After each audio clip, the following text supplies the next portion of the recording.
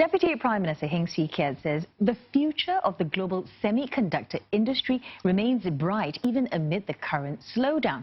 Speaking at the opening of STMicroelectronics' new wafer fabrication plant, Mr. Heng says innovations will drive new semiconductor demand, and the facility will create more than 400 jobs in Singapore. Brandon Tanoto tells us more. The semiconductor industry is under pressure this year, as Singapore's electronics exports dropped by nearly 26% in August on year. But it hasn't stopped STMicroelectronics from opening a new facility to meet future demand. Semiconductor industry always have up and down, but if you look at the long-term evolution, today we still have 5G deployment, we have AI, we have connectivity, so there are many opportunities in the semiconductor industry.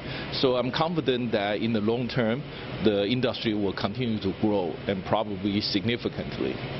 Deputy Prime Minister Heng Keat shared the same optimism.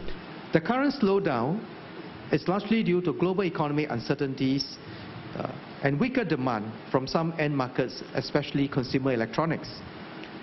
That said, the global semiconductor industry has enjoyed strong growth in the preceding few years, with fresh demand driven by new applications in the Internet of Things, artificial intelligence, and mobility services. Mr. Heng says autonomous vehicles, for example, will use 7 to 10 times more semiconductors than conventional vehicles, adding that the global automotive industry will be worth an estimated $58.5 billion in 2023. STMicroelectronics plans to tap the automotive industry's potential and intends to more than double its 8-inch wafer production capacity here. The firm has already invested more than $5 billion in Singapore over the last 20 years.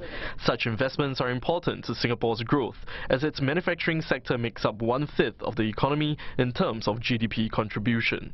The semiconductor industry employs some 35,000 people in Singapore, accounting for more than 7% of the country's gross domestic product. Now, it's also one of the largest industries within the manufacturing sector. STMicroelectronics' new facility comes a month after Micron unveiled its multi-billion-dollar wafer fab expansion plan in Singapore.